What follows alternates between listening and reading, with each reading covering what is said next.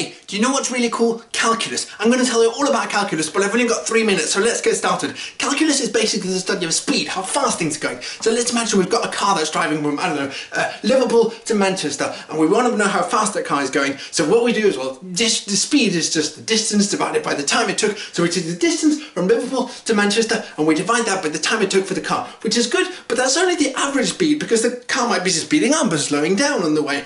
And that's no good, because we want the exact speed at a given moment. So instead we just take a tiny time interval, like 1 second, and we say how far does the car go in 1 second, and divide that by the time it took, which is 1 second, which is much better, much more precise, but still not good enough, because in that 1 second we have the same problem. The car might be speeding up or slowing down, so we need an even smaller time interval. So we take the smallest number you can possibly imagine, a number that is smaller than any other number without being zero, and we're going to call that number h. Now I know what you're saying, that number doesn't exist, and you're right, but I've only got 3 minutes, so shut up.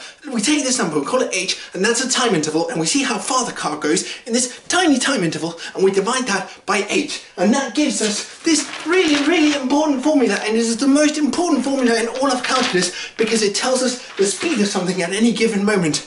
And the unfortunate implication is that it's got an h in it, which is a number that doesn't exist. But the really cool thing is when you take a function that gives you the position of the car and you put that into the formula, then you can do some crazy maths and the h disappears. Which means you've got a function that gives you the position and you can speedify it into this other function that gives you the speed of the car. And so the obvious question is, well, can we go the other way? If we've got the speed, can we get the position? And the answer is yes, but it's very difficult, and sometimes it's impossible. But that doesn't matter, because we've still got enough tools to do some really cool things and some really useful things. Like, I don't know, imagine you've got a company that's making a profit and it's producing stuff and making even more a profit, but you notice that when it's producing too much stuff, it makes less of a profit. Well, then we can take the function for the profit and you put it into this formula, because if you look at the rate of change of the profit and you want that to be equal to 0, that means the profit isn't changing, the profit isn't going up and the profit isn't going down, it's 0. And that's only possible when it's up there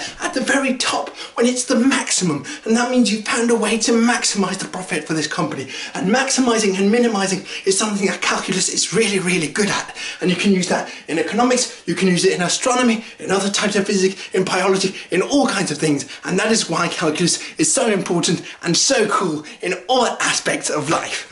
I'm going to turn off my camera now.